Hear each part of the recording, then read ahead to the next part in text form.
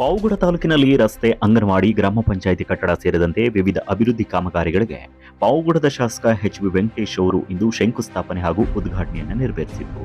ಒಟ್ಟಾರೆ ಸುಮಾರು 16,80,00,000ಕ್ಕೂ ಅಧಿಕ ಮೊತ್ತದ ಕಾಮಗಾರಿಗಳಿಗೆ ಚಾಲನೆ ನೀಡಲಾಗಿದ್ದು, ಮುಗದಾಳ್ ಬೆಟ್ಟದಲ್ಲಿ 20 ಲಕ್ಷ ವೆಚ್ಚದ ನೂತನ ಅಂಗನವಾಡಿ ಕೇಂದ್ರವನ್ನು ಶಾಸಕರು ಉದ್ಘಾಟನೆ ನಡೆಸಿದರು.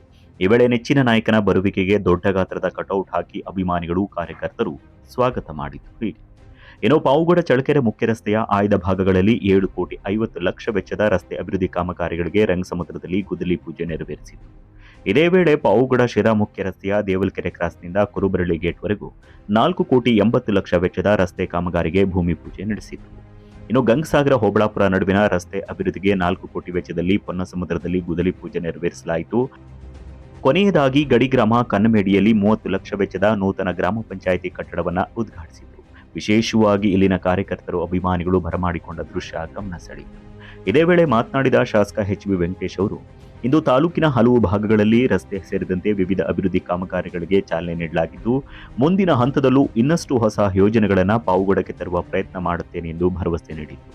ಕಾರ್ಯಕ್ರಮದಲ್ಲಿ ಇಒ ಮಧುಸೂದನ್, ತಾಲೂಕು ಮಟ್ಟದ ಅಧಿಕಾರಿಗಳು, ಮುಖಂಡರುಗಳು ಹಾಗೆ ಕಾರ್ಯಕರ್ತರು ಉಪಸ್ಥಿತರಿದ್ದರು.